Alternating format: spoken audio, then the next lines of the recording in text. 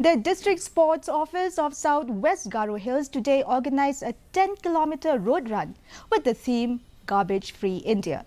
The event was not only encouraging physical fitness but also aimed to raise awareness about environmental consciousness. The event commenced at the students' field in AMPATI, and participants of all ages from various parts of the district took part in the initiative. Deputy Commissioner R.P. Marag graced the event with emphasizing the importance of such initiatives in promoting a cleaner and healthier India.